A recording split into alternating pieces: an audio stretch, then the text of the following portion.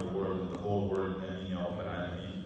Allahumma ameen. Have good intention in the beginning of this year to do good things, inshallah. And Allah subhanahu wa ta'ala will forgive and let go of what has happened in the past and give us, inshallah, a new beginning. Allahumma ameen. This book is a summary of the summary of the book of Imam Al-Ghazali, Ihya Ulumuddin. It's called Mukhtasar Minhaj al-Qasidin, the way of the seekers.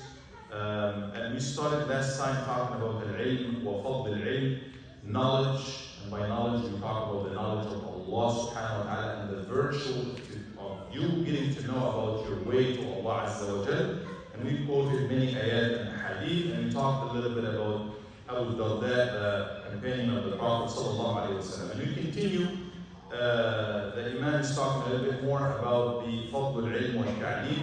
قال ومن فضائل التعليم, one of the virtues of, after you learn, of teaching, passing this knowledge on. He quoted the hadith from Sahl ibn Sa'd from the Prophet sallallahu alayhi wa sallam. قال لعلي, Nabi sallallahu alayhi wa sallam addressing Ali radiallahu anhu. Ali was a young person like you. He was the youngest to accept Islam, the first young person to accept Islam with the Prophet alayhi salatu wasallam. And Nabi sallallahu alayhi wa sallam is telling him, Ya Ali, Wallahi, I swear by Allah, لأن يهدي الله بك رجلا واحدا. If Allah is to guide one man or one person through you, خير لك من أن يكون لك حمر النعم. It will be better for you than having حمر النعم, which is basically the red camels. This is the rarest kind of camels and the most expensive camels. Think of the most expensive thing of your time. I want you to think right now, what is the most fancy, luxurious, expensive thing that you can think of, and that will vary from person to person. Whatever you want to have, cars, houses, jobs, money, whatever it is, if Allah guides one person through you, it's better for you than all of this that you are thinking of right now. It was red camels. For the time of Ali, red camels might not mean anything for us nowadays, but that's what it is. We have a golden chance living in the United States, or anybody who is living with a lot of people who need guidance, to apply this hadith. Better for you to pass on the knowledge. Somebody that you work with, somebody that's your colleague, somebody who happen to be with you, pass on a piece of knowledge. If we break this barrier of just living our Islam and talking about our Islam, it doesn't mean that you have to go with a book in your hand and preach day and night. No, I'm not talking about this. I'm talking about passing some guidance. Let's not take for granted what we have. If you're born in Pakistan or Egypt or Palestine or somewhere, we have already gotten it. Let's not take it for granted. What we know of coming to the masjid and doing this, what is that? Somebody was asking, what is that? Why do you do this? Pass it on to somebody. Give them hidayah, give them knowledge. Share something with them. It should start with you just believing in it, in yourself, and being proud of it so you can share something with others. So I want you guys all to share something to get the ajr of this hadith. Which if somebody comes to Islam through you, better than Humur and Na'am. Inna Allah wa malaikatahu, another hadith that we quoted. Allah, indeed Allah and His angels, wa ahlu samawat wal ardeen, and everybody, the residents of the skies and the earth, what do they do? حتى النملة في جحرها, even the ant in its hole. وحتى الحوت, even the whale in the ocean. لا يصلون على معلم الناس الخير. They all يصلون mean pray. They pray for the one who is teaching people khayr. Abu Musa al-Ash'ari, this is the next hadith. Abu Musa al-Ash'ari radiallahu anhu narrated that the Prophet sallallahu alayhi wa sallam said, now Muhammad is speaking, beautiful hadith. We all know it, but we need to have a different approach with the hadith. He said, alayhi sallam, مثل ما بعثني الله به من الهدى والعلم. The example of what Allah has sent me with of guidance and knowledge. كمثل الغيث الكثير. It's like abundant rain, a lot of rain.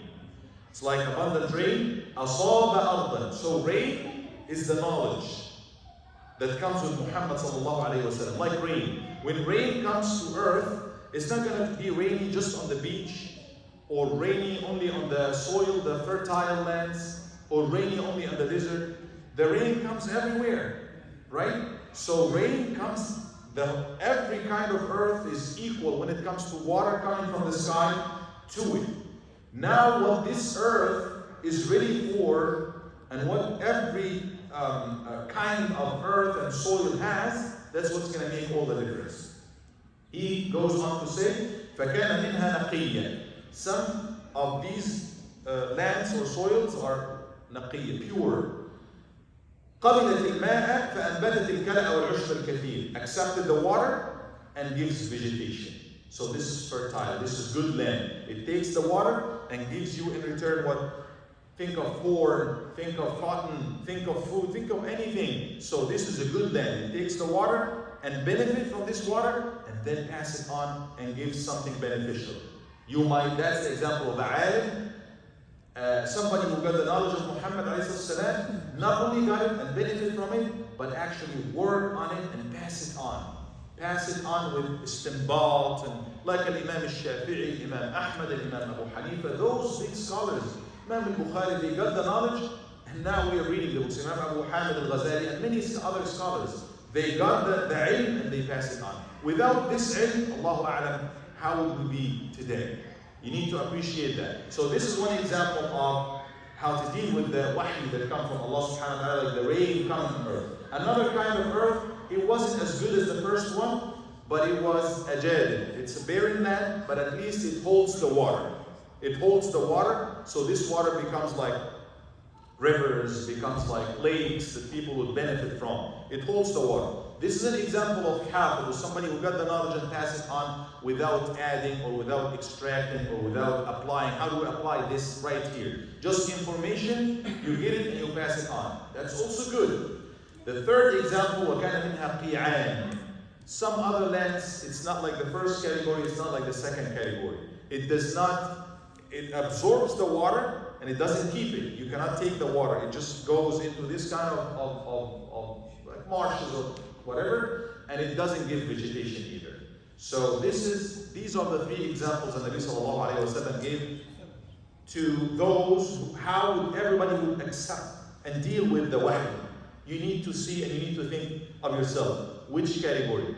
Do you belong to the first category? You take the Quran and the Sunnah and you really understand it and you try to apply it and then you give others the benefit of that. Like alim, don't think of alim only as at the level of Abu Hanifa and so on.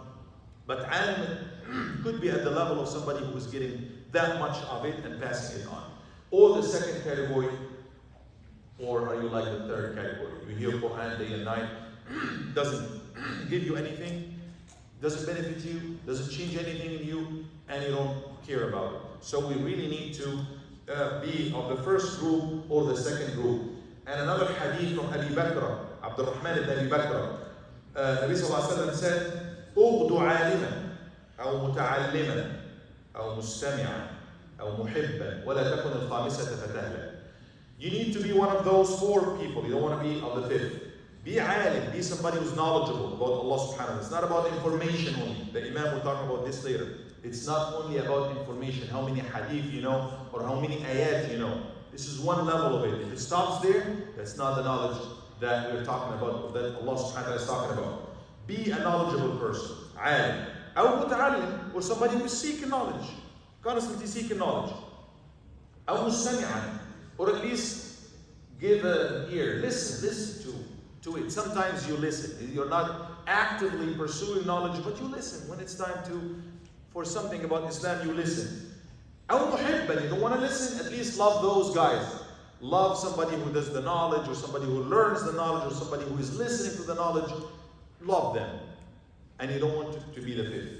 You are not alim, you are not muta'allim, you are not learning or teaching or even liking those who do this. So you hate, you're disliking this. You will be doomed according to this hadith if you are not such. Al-ilm, the ilm that we are talking about is ilm mu'amalat al-abd li rabbi. How do you deal with your Lord? Let's not take it for granted. In order, if you're going to meet with let's say not even the president, the governor of the state, they will meet with you. They will give you the protocols. This is what you talk about. This is how you dress. This is how you walk. You come at this time. You move this way. There is protocol, how to meet with that person, how to talk to that person, right? How do we talk to Allah? What do we know about Allah? How do we deal with Allah? That is the ilm that we are talking about. وَهَذَا أَشْرَفُ الْعُلُومِ. It's what brings those new Muslims to Islam. That ilm was missing. They had many of them are maybe experts and scholars in their field, and maybe even religious, departments. But the ilm about Allah, the true knowledge about Allah, and how to deal with Allah, the worship of Allah, what you guys have, this is what matters. علم معاملة العبد لربه, 3 categories. اعتقاد, فعل, ترك. What to believe in, and then what to do and what not to do. That's the ilm that we're talking about right here. What to believe in, al-i'tiqad, if somebody comes today to Islam, or if a young person just reached the age of puberty, from that day, that person has to have certain aqidah. What is this aqidah? What is the faith? What is the philosophy of Islam? What do we go by? Is to learn a-shahada, the meaning of a-shahadateen, bearing witness that there is no God except Allah and Muhammad is the messenger of Allah. What does it mean? What does it implicate? What does it entail? Understanding the meaning of that, and then learning the different arkan of Iman, the pillars of Iman. We're talking about qadar, and we're missing a lot on the qadar, and we are faced many times with occasion and incidents in life that we come in clash with the qadar. Do we really know the meaning of the qadar? And sometimes or all the time, we need to submit. Learning the arkan of Iman is what every Muslim, I'm talking about the 6 pillars of Iman, is to believe in Allah and His angels and His messengers and scriptures and books and al-qadar, khayri wa sharri, and the day of judgment, al-yawm al-akhir. Learning about these, the day of judgment. Learning about this is what everybody should know. Those are the essentials. But ربما يتجدد من العقائد ما يحتاج الإنسان تعلمه. Sometimes you might need to learn nowadays. What do we have to believe as far as homosexuality? This is something of this day. Maybe in the past they were not thinking that. That was like very random incidents here and there. But nowadays, it's everywhere. It's everywhere. Is it freedom? What do we believe in as Muslims? Is it freedom?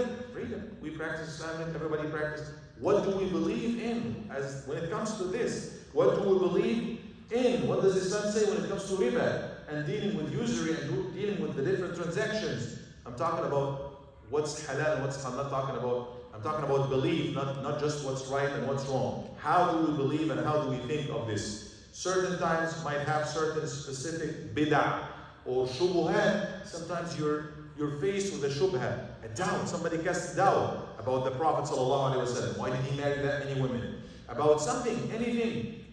Wajib on you to go and clear it. Get the knowledge to clear this. A shubha that will shake your faith, that something would happen. Go to a shaykh, read the book, go to a trusted source and learn and remove this. That's what's wajib with every person, as it is wajib when somebody just comes today to learn the basics, how to pray, salawat, how to do siyam, how to do zakat. When it's not everybody now is obligated to learn the rules of Hajj. But if it becomes obligatory on you to make Hajj and you are going to make Hajj, you don't want to just go there, ما في أي علم عن الحج. No, it becomes obligatory on you to know that part right now. We continue inshallah next time talking about the fi'l, what to do, what not to do, and other parts of the obligatory knowledge of every person inshallah. أسأل الله تبارك وتعالى يبارك لنا في مجالسنا هذه. Allah bless our gatherings. May Allah subhanahu wa ta'ala make these gatherings of knowledge, where angels come upon us, where the mercy of Allah, the tranquility from Allah come over us. May Allah give us knowledge. May Allah make us either knowledgeable, or those who are learning and seeking knowledge, or either those who listen and love knowledge. May Allah subhanahu wa ta'ala make us all on the way of Islam, on the way of Quran, on the way that takes us straight to Him. Allahumma ameen, ameen, wa sallallahu ala sayyidina wa nabiyyina Muhammad wa alihi wa ashabihi ajma'in, wa jazakum